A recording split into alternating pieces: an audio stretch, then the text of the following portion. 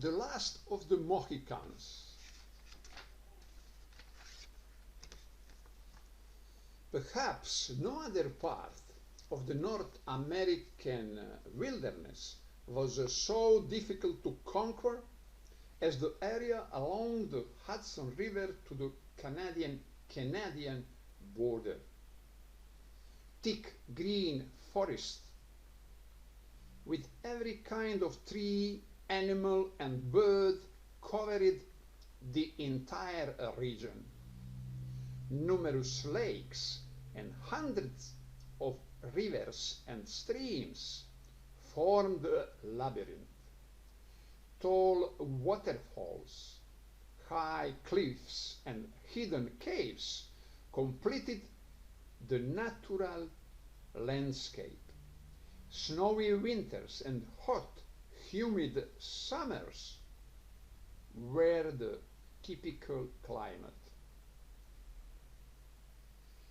It was difficult to the early colonists to settle in this area. It was even more difficult for soldiers to fight a war here. Only the Indians of the different tribes moved quickly and safely in this region.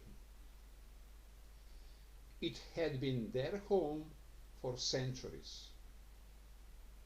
In 1754, the French and Indian War began in this region.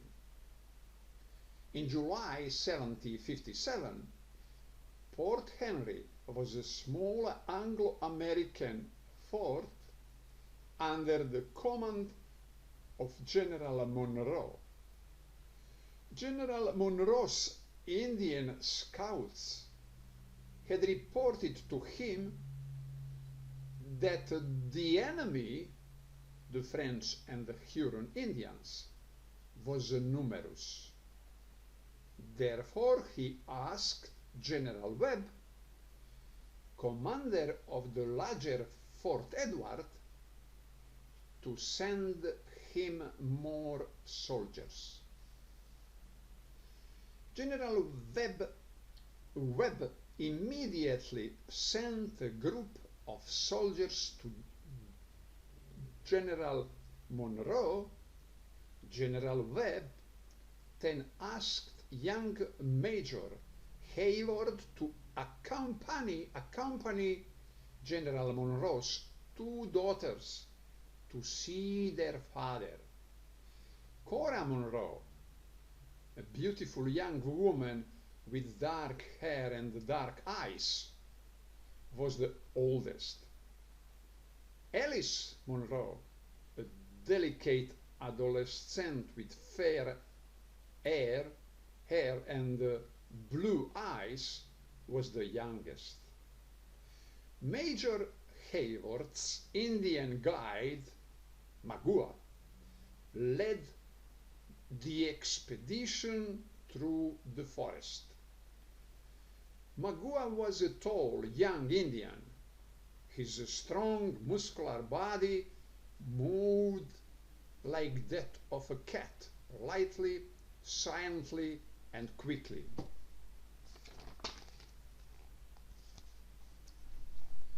Magua walked ahead, following a secret path, while the others followed close behind.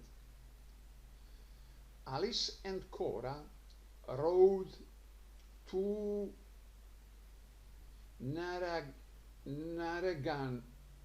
Narragansett horses.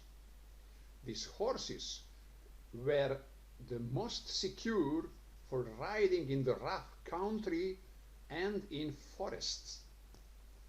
Magua moved with ease through the dense vegetation. Shortly after leaving Fort Edward, the group met a young white man who was also going to Fort Henry. He was a preacher and a singing teacher of religious hymns. He carried the prayer book and the pipe with him. His name was David Gaymouth. As they crossed the forest, Alice Munro said to Major Hayward, "I don't trust the eyes of the Indian guide Magua." Major Hayward replied, "Magua is a friend. He's the only one who knows the secret way through this dangerous forest. I still don't like his eyes," Alice insisted.